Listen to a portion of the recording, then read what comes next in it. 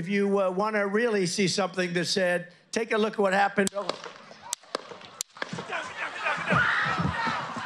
নির্বাচনী সমাবেশে বন্দুক হামলায় সাবেক মার্কিন প্রেসিডেন্ট ডোনাল্ড ট্রাম্প প্রাণে বেঁচে গেলেও নিহত হয়েছেন এক রিপাবলিকান সমর্থক। দর্শক সারিতে থাকা ওই ব্যক্তির নাম কোরি কম্পারেটর। 50 বছর বয়সী ও পেশায় দমকল কর্মী কোরি 2 সন্তানের জনক। বার্তা সংস্থা এএফপির বরাতে সোমবার এক প্রতিবেদনে এ তথ্য জানায় এনডিটিভি। প্রতিবেদনে বলা হয়, পেনসিলভেনিয়ার বাটলারে ট্রাম্পের সমাবেশে যখন হামলার ঘটনা ঘটে তখন কোরি নিজের জীবনের বিনিময়ে স্ত্রী সন্তানদের প্রাণ বাঁচান।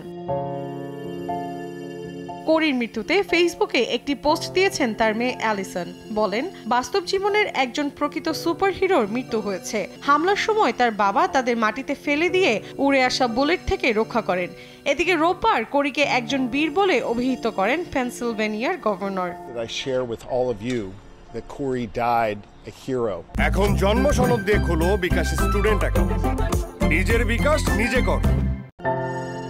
পেনসিলভেনিয়ার পুলিশ জানায়, ট্রাম্পের সমাবেশে হামলার ঘটনায় আহত বাকি দুজনের মধ্যে একজন 57 বছর বয়সী ডেভিড ডাচ এবং অপরজন 74 বছর বয়সী জেমস কোপেনহেভার। তাদের দুজনের শারীরিক অবস্থা স্থিতিশীল রয়েছে।